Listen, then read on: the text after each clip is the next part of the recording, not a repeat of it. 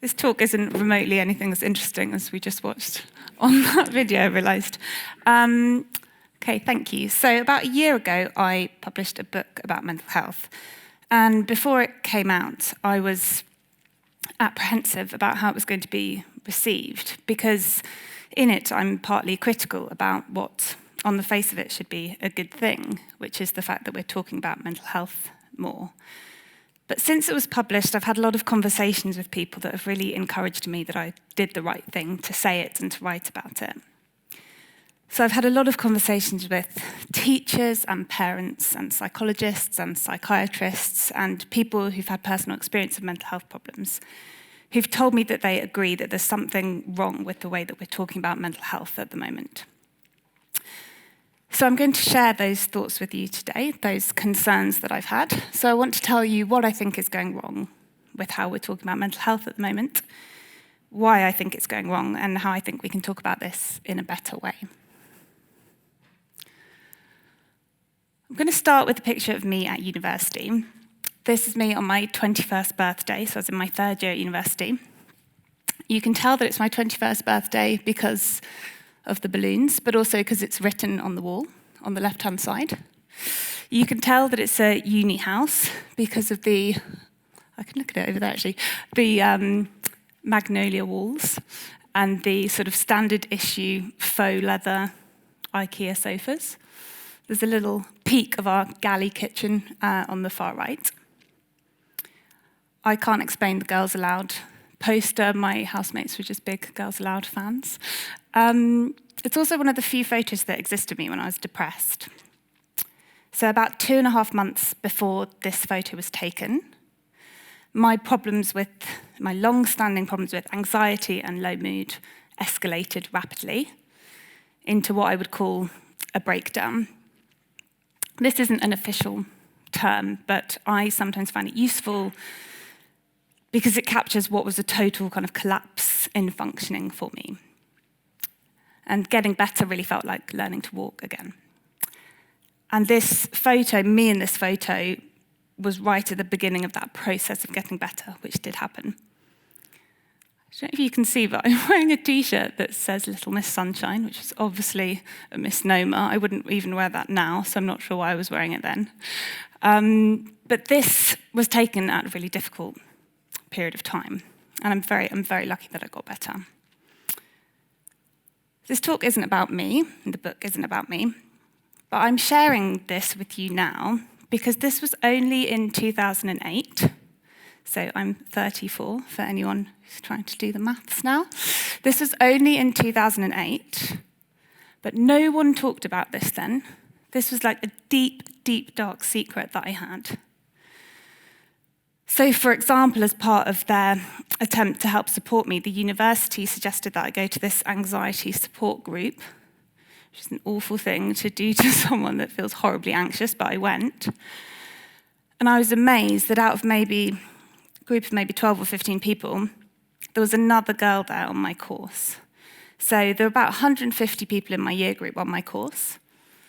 And I was amazed that out of only 150 people, there was one other person that had a problem with anxiety, that had a mental health problem. But also I was mortified that she had seen me too and that she might know that I had a problem with it as well. But all of that was about to change, and that's what I'm going to talk to you about tonight. So I didn't realise, but my experience happened right around the time at the start of a significant cultural shift. So this is in 2008. There was a charity campaign launched called Time to Change, which was all about ending discrimination and stigma around mental health. In 2011, they launched a series of TV adverts, which you might remember. They featured Stephen Fry, Ruby Wax talking about their own problems. And this was their flagship statistic. 1 in 4 people are affected by a mental health problem in any given year. If you're familiar with the 1 in 4 idea, then it probably came from this campaign. Now, I do quibble, this term mental health problem. What does that mean? Does it mean temporary stress? Does it mean, eating disorders, psychosis? It's very difficult to know what exactly is trying to be captured by that term mental health problem. But the broad idea of this campaign and this stat was trying to raise awareness that mental health problems, mental distress, mental illness is common. And in that respect, I think it really worked. From there, things kind of snowballed, so you might recognise some of these other campaigns. Quite a few of them are targeted towards men in particular, which is understandable because men don't talk as much about their mental health and they're at significantly greater risk of suicide. So there's campaigns, I find this quite interesting, the kind of fighting memorabilia, as though that's how you need to target men. But anyway, this one is telling men you need to talk about it more. Celebrities started getting involved. So these are the Royals. They launched their mental health charity in 2017. This was back when they were all in the same country. But they've done a lot in terms of raising awareness about mental health. There's a lot of attention now on children's mental health. So we know, or have known for some time, that childhood and adolescence is often when mental health problems begin. So it makes sense to try and focus our attention there. Children now get an awful lot of messages at school about mental health. We're now considering school as a really important site for intervention, so a place where we can reduce the risk of mental health problems starting in the first place, but also treat them when they begin. Universities are now also in on the action, so there's a lot of attention on student mental health in universities. Students are also receiving an awful lot of messages about their mental health, about how they should pay attention to their mental health and seek help for mental health problems. Academically, we're recognising the undergraduate years as possibly a kind of specific period of risk for mental health problems, which I'm on board with because it was for me. Workplace mental health is now a thing, so people are now getting trained as mental health first aiders at work. There's a lot of attention about how to spot signs of mental health problems at work, what to do about it, and research attention about how the workplace might contribute to mental health problems. This is a recent NHS campaign where where celebrities very earnestly speak the lyrics to the Beatles' song Help, which again has the aim of telling people that they should try and seek help for their problems. So you can sum up all of this conversation like this. Broadly, the message is to talk about mental health problems. Ask other people about their mental health, talk about your own, start a conversation, talk about mental health. In parallel, there's been a lot of campaigns and attention about specific mental disorders. For example, PTSD Awareness Day, it's World Bipolar Day, Eating Disorders Awareness Week, OCD Week. So we're kind of getting two messages at the moment. One of them is that mental health problems are common, more common than you might think. We should talk about it more, and you might actually be rewarded for talking about it, for coming forward, and often you're told that you're brave for talking about it. And then at the same time, we've been given this message that there are specific disorders. So there are collections of symptoms that have names, and we should talk about that more as well. And lots of celebrities have come forward and said, I have this specific disorder. People have written books, celebrities, non-celebrities. There are lots of confessional articles in newspapers saying, I have this disorder and this is what it feels like. Now, broadly, all of this is a good thing, I think. I think there's been an overall net gain. If all of this means that someone who's suffering now has the language and the framework to understand what's happening to them, and it means they can come forward and get help, then all of this is worthwhile. I really believe all of that. But I also think that at the same time, this message is misfiring a little bit. I think there's been some collateral damage and some side effects of the way we're talking about mental health at the moment. You're going to see this image a few times tonight. So I think a lot of the problem comes from the fact that mental health problems, mental health in general, exists on a spectrum. So anyone in this room, any child in a classroom, anyone on a tube carriage or whatever, will fall somewhere on this spectrum of mental health. So up at the green end, you'll get people who are, and they do exist, who have really good mental health, who then you might say they're thriving or flourishing. Then you have some people who are kind of coping, they're getting by. Some people who are starting to struggle more. And some people who are having so much difficulty that it might be useful to start thinking about the term disorder or illness. It's a bit early, sorry. It's really important that there is not a binary, okay? So there's not people who are mentally healthy and people who are mentally unwell. This is true of kind of your broad overall mental health, but it's also true of specific symptoms. So if you take anxiety, for example, this is a common negative emotion that everyone experiences to some extent. But as you start to move up the spectrum, you'll get people who start to experience anxiety more often. The anxiety that they experience is more severe, it's more difficult to control, it's more distressing for the person. And also of particular relevance when we try and understand whether a disorder has begun, it affects the ability, the person's ability to function in their day-to-day life. It's true of anxiety, it's true of pretty much everything, mood, disordered eating. It's also true of symptoms that you might not expect, like, for example, hearing voices, auditory hallucinations. It's not like you hear voices or you don't. A reasonable amount of people actually just hear voices and they don't consider it to be a problem. It's just that across the spectrum, you start hearing voices more frequently, they're more negative, they're more difficult to control, they're more distressing, and they affect your ability to live your life in a greater way. So everything, pretty much, in mental health is on a spectrum. It's not like you are well or you're not well. This is not well understood. So this is Piers Morgan tweeting a couple of years ago. I'd never tell mentally ill people to man up, but I would say it to mentally healthy people who shirk dealing with normal life issues. So Piers is saying here that there are two distinct groups and that he can tell the difference. Well, there aren't, and he can't, because no one can. Okay? No expert in this field can make a neat cut-off point between the two. We do artificially create a boundary towards the red end. So for practical, pragmatic purposes, some decisions have been made to say if you have this number of symptoms for this period of time and it causes this amount of distress, for example, then we're going to say that that's called depression or that's called an anxiety disorder.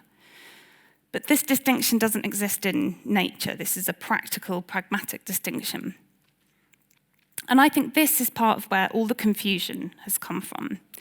So there is this messy, blurry boundary where we're not sure what counts as a problem and what doesn't. And we're pumping out the information that people need to talk about their mental health problems and they need to give it a name. Now, a consequence of this, I think, is that the language that really we should be reserving for the red end is leaking down across the spectrum into the orange and the yellow and to some extent even the green. So some examples. So this is a talk show host saying that they have PTSD after having an argument on TV. This is the Archbishop of Canterbury saying we have a national case of PTSD in the pandemic.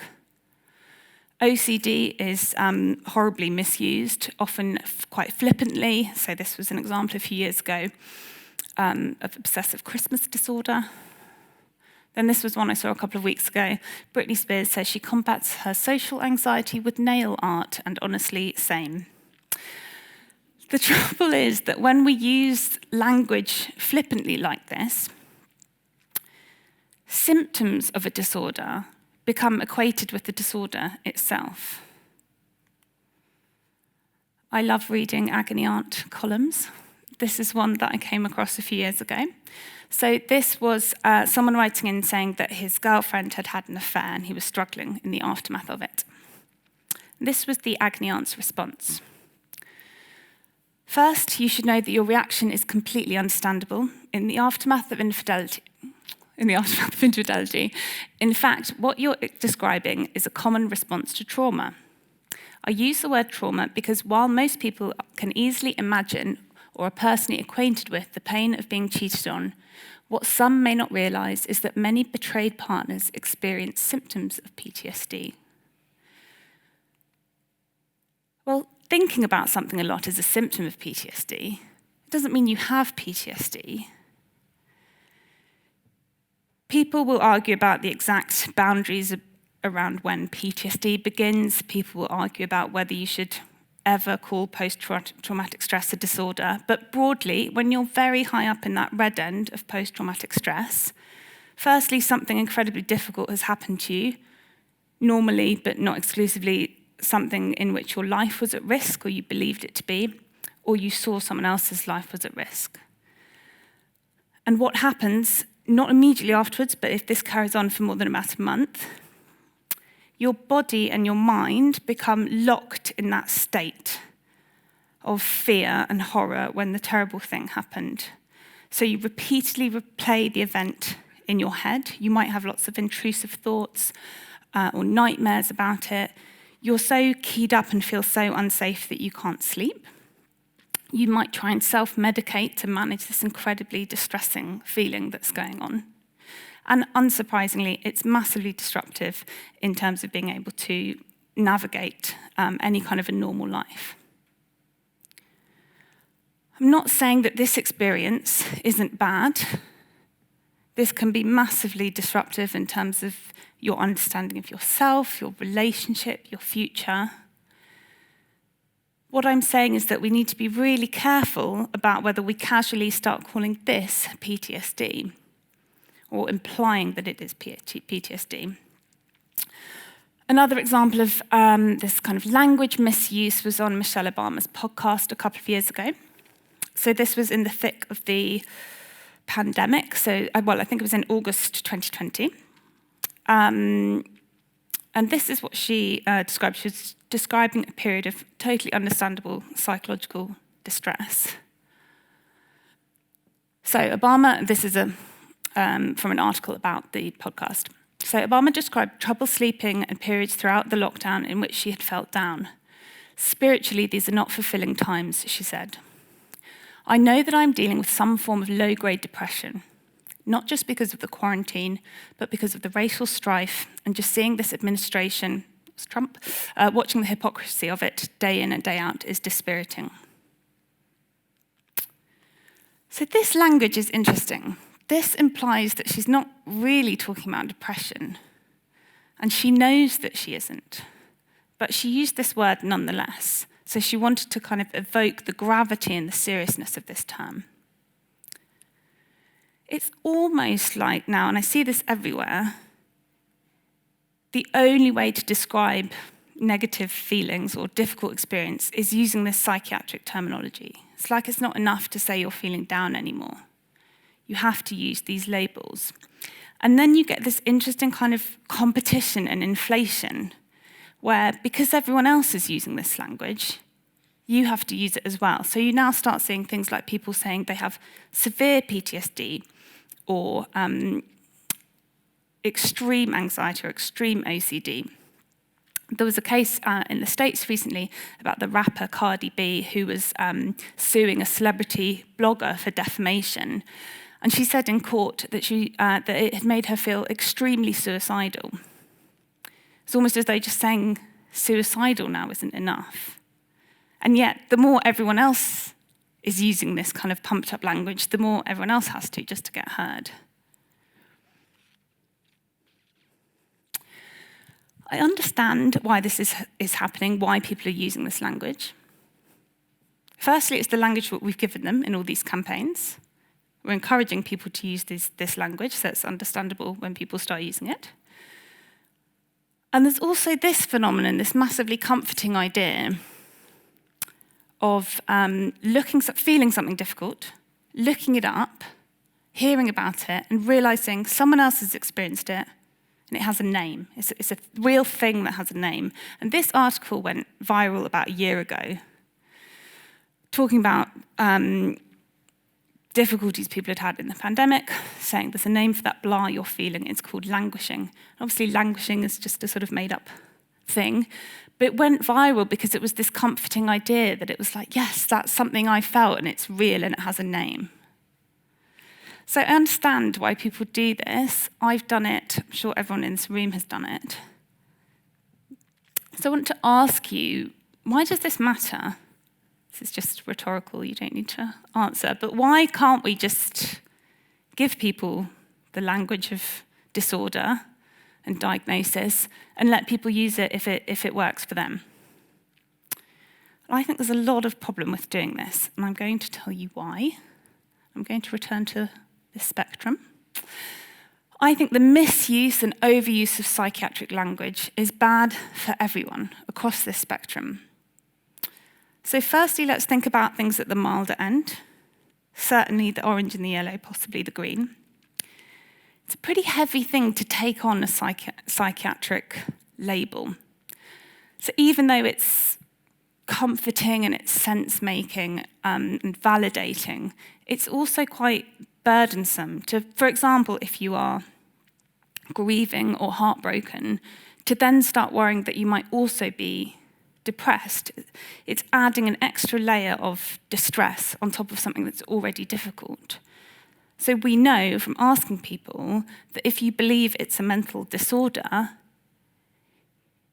you feel like it's going to take longer to get better. You feel more like there's something wrong with you. Stigma still absolutely exists, so it might affect how other people view you. And there's self-stigma, so it'll really affect how you view yourself as well. So there are consequences for people at the milder end of things taking on board these labels. But it also matters for these people up in the red end as well. If you allow everyone to describe everything as a mental health problem or a mental disorder, these terms lose value for the people who really need them. So I really like this quote from a psychiatrist: "To conflate normality and pathology devalues the currency of true illness." Now, he said this more than 20 years ago. No one was even talking about mental health back then. So this is more true now than ever.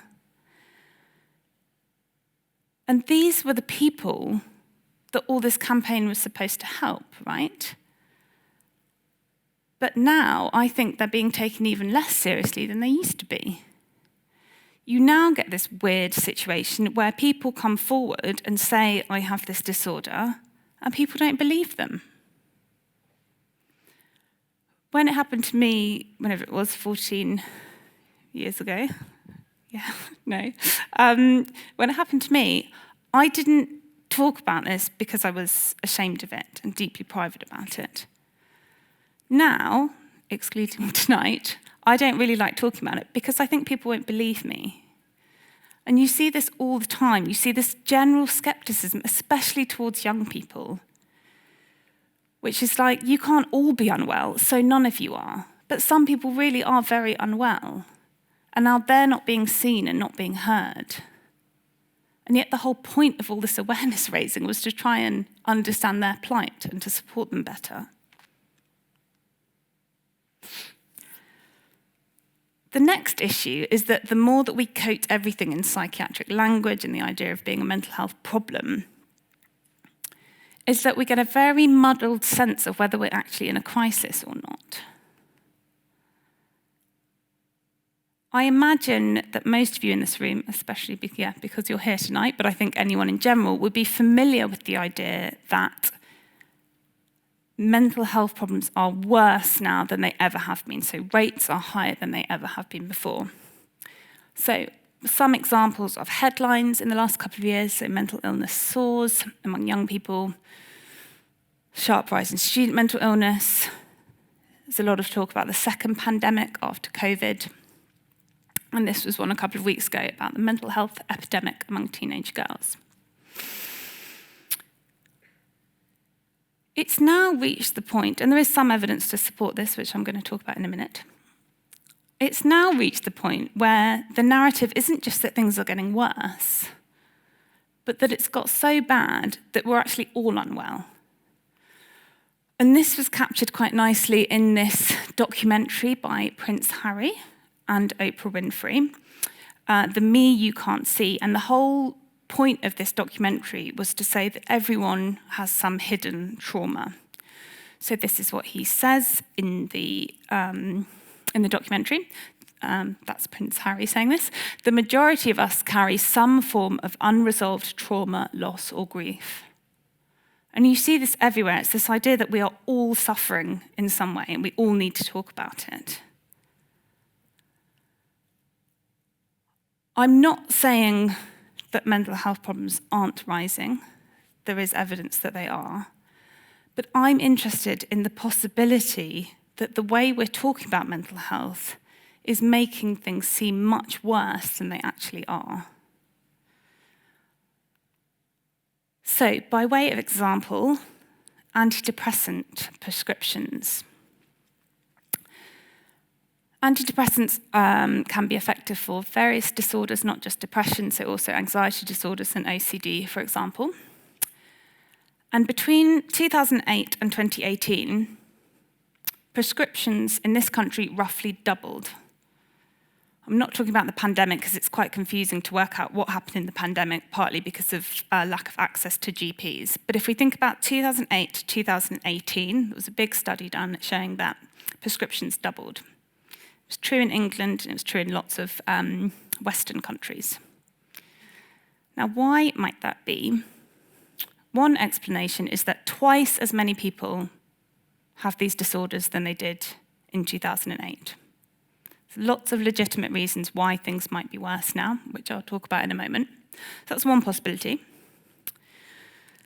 The second possibility is that thanks to decreased stigma, increased awareness, people are now more willing to seek help for problems that always existed in past generations. So this is a good thing.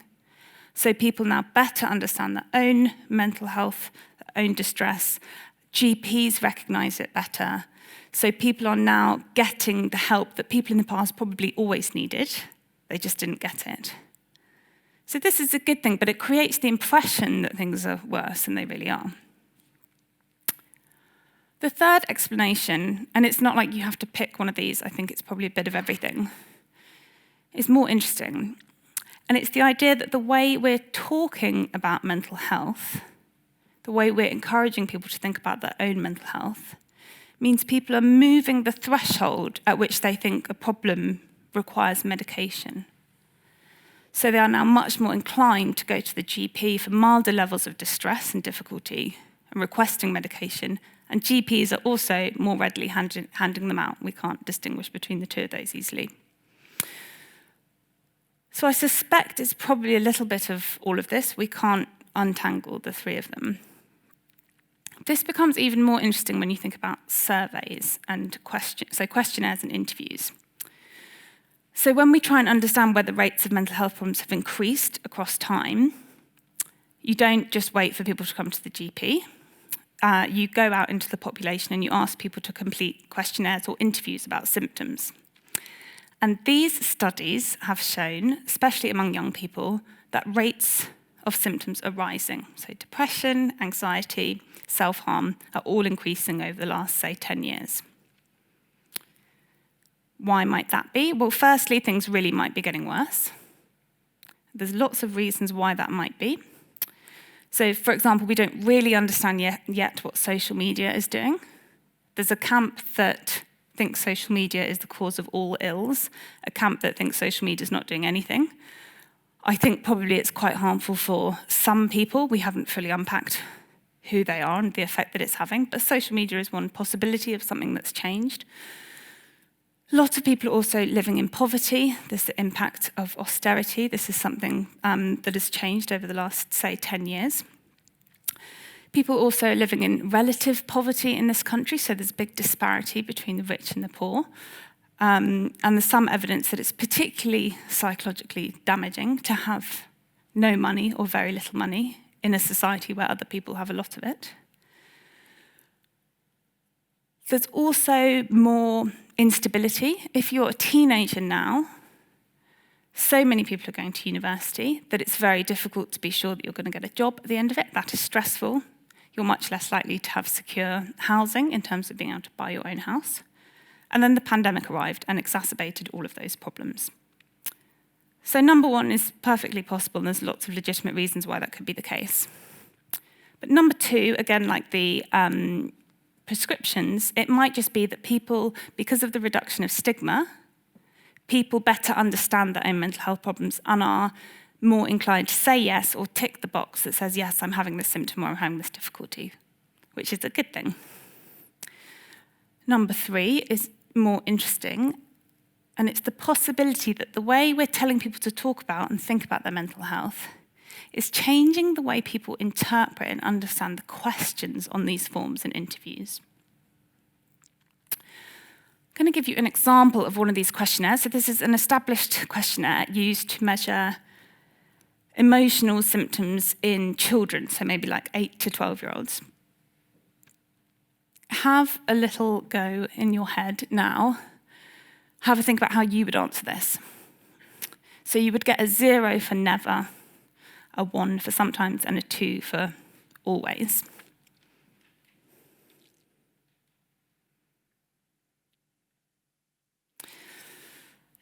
So this is given to children to measure their emotional symptoms. There's a threshold at which researchers have recognised that a child might have clinically significant symptoms of emotional distress. So this isn't really a comment about this questionnaire or these items, because a lot of the items are similar across different measures.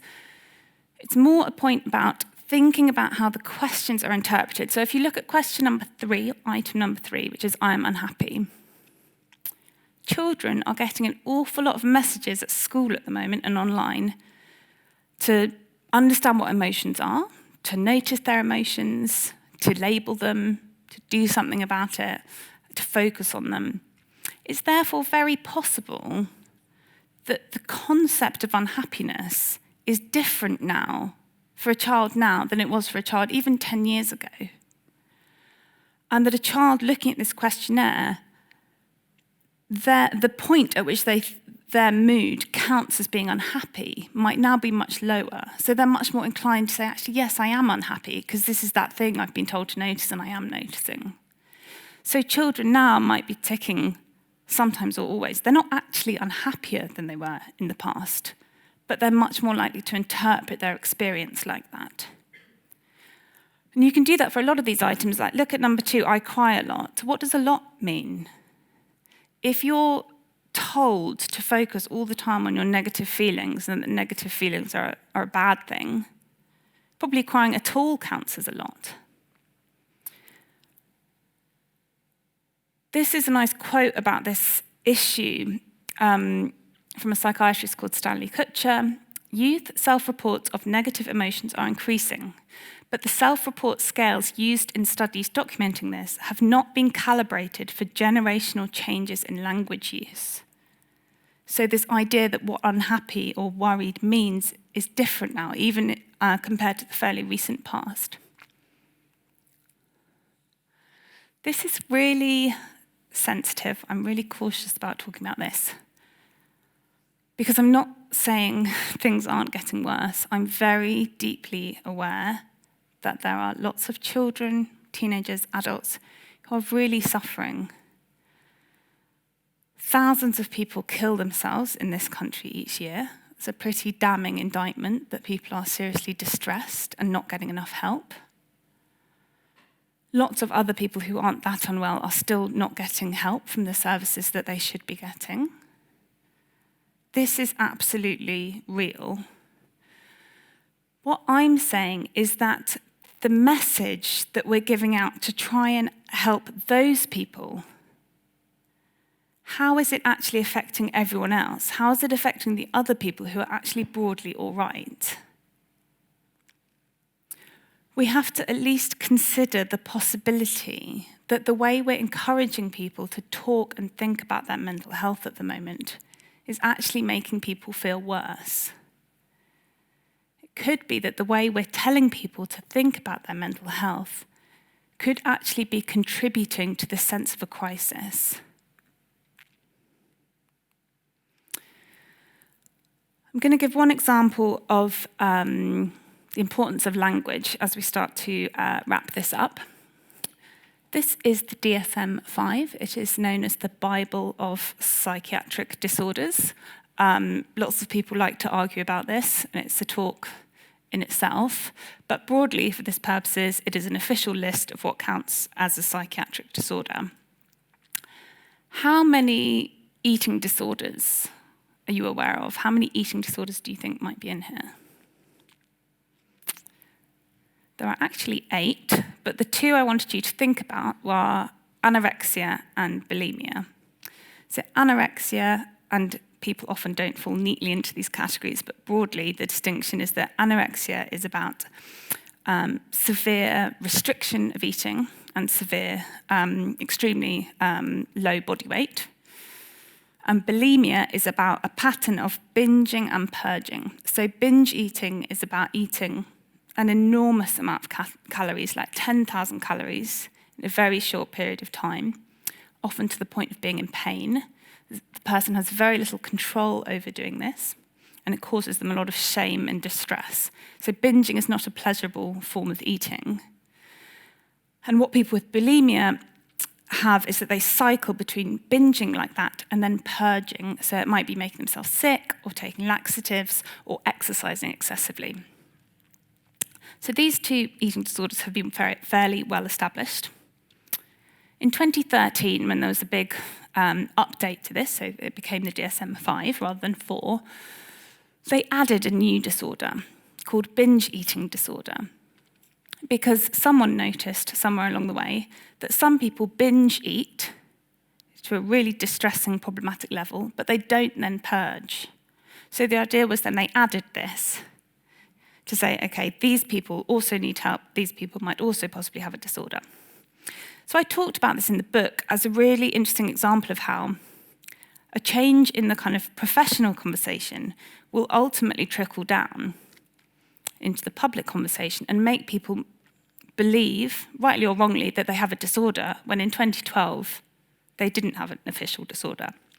So I wrote about this in the book, and then after the book came out, I saw this headline in a newspaper, and I emailed my editor because I was like, oh my God, this is exactly what I wrote about in the book. So this was by a journalist called Bryony Gordon. She's written a lot about her own mental health problems. And in the process of writing another book about eating disorders, she went to interview a psychologist who was an expert in eating disorders. And she herself had had a long-standing pattern of binge eating like I just described. But she didn't know binge eating was a disorder. This was how she described that meeting after the psychologist she was talking to told her about binge eating disorder. So something inside me shifted. I didn't know that the condition in which sufferers experience a loss of control and overeat even existed. I'd simply assumed I was greedy, lazy, and a glutton. I realized my face was wet with tears. I think I might have that, I said, before I could stop myself. The words were out of my mouth, and now there was no going back. Do you think you might be able to help me? Now, this is a powerful example of when increased education and knowledge might really be a good thing. She clearly had a problem, and in having this conversation, she was given language to understand that problem, which then hopefully led to help. I'm very interested in this process leaking out into the general population, and everyone else who has much milder difficulties also absorbing these labels and identities. The bit that I think is so interesting here is that she says, the words were out of my mouth, and now there was no going back. Once you give people these names and these labels, and it provides some level of meaning and validation to them, it's very difficult to then take that away from them. So, what do we do now? What should the future of the mental health conversation look like? going to return to the spectrum one last time, because I think we need to think about all the different components when we think about what the solution might be. Firstly, I think awareness campaigns should promote the idea that it is a spectrum. I don't think that awareness is out there enough. Second, I think people should know and be comforted by the fact that if you don't know where you are, that's actually okay and understandable. Because often the professionals don't know exactly where you might fall. If you have lost someone and you're suffering, or if there's a pandemic and your mood is low and you don't know whether you've tipped into that point of being depressed, that's okay. Because it's not always clear. Sometimes that might be seen as frustrating because it's nice to understand exactly what's going on, but this is the reality, and I think it's better that we are honest about this than pretending any of this is easy. I also think, can't remember what number I'm on, 3, we should promote awareness about what the sharp end of things really looks like. I've tried to do it a little bit today by telling you about what PTSD is and what binge eating is. If you know what these disorders really are in their full-blown, serious form, you're much less inclined to use these terms flippantly to kind of describe the passing of emotions. I'm not trying to take away meaningful language from people. This is actually should be helpful and reassuring. I found it very helpful to realise the point at which I no longer met criteria for an anxiety disorder, for example. I'll always have difficulty with it, but I'm very aware that I'm not remotely at that end anymore. And then actually I need to leave that language alone because someone else needs it now. This should actually be comforting and helpful. Critically, though, we cannot dismiss the distress that falls beneath that threshold of disorder. And so many people are doing it now. Piers Morgan, for example, is saying, I'll respect and take that bit seriously, but everyone else who's unhappy should pull their socks up, stop complaining, stop being a snowflake. Now, this is a mistake. If you do that, people are only going to shout louder. All of the milder stuff is bad as well. You don't need to be completely disabled by mental distress for this to matter and to be taken seriously. Firstly, because it just can be awful in and of itself, but also, especially in young people, it can be the start of something getting worse. So we absolutely need to take that distress seriously, validate it, understand it, look after ourselves. The only way we're going to quell all of this is by doing that, by respecting and understanding that all the rest of it is real as well. Was there another one? Yes, okay. We also, thinking up at the green end, should be very careful about what we tell young people in particular about negative feelings and emotions. We should be very careful about the message that negative emotions are things to be afraid of, things to avoid, things that immediately need correcting. That's just not how things work, unfortunately. If we imply otherwise, we're doing a massive disservice to young people, I think. I want to end by reading a passage from this book, which I nearly forgot, so I'm glad I remembered it. This is a book of essays by an academic who's now in her 40s, but in one of the essays she's reflecting on her adolescence, which is about as chaotic and dangerous and vulnerable as an adolescence could be. And she absolutely had what would now be recognised as mental health problems. But it wasn't recognised as such at the time. And the passage I'm going to read to you is when she went to a counselling session. At some point during these years, my mum took me to a family counselling session. The two of us sat with a therapist in her basement room. She asked me if there was anything I wanted to say to my mum, and I shook my head. My response to every question was to say I was fine. I had, of course, so much that I needed to say, and perhaps if I'd been in the room by myself, I could have said some of it. But mostly, I think, that I lacked the vocabulary. I could not say I'm lonely or I'm unhappy, or what it all came down to, I'm worthless. To put my fears into words seemed not only emotionally impossible, but outside the range of how I could talk about myself. Not having a language or a voice to articulate what it was that made me feel so alone was catastrophic. And because no one else used these words either, or intervened to help me say them for myself, the silence was complete. Now, these are the people that we need to help. This is what potentially the mental health conversation can really help us with.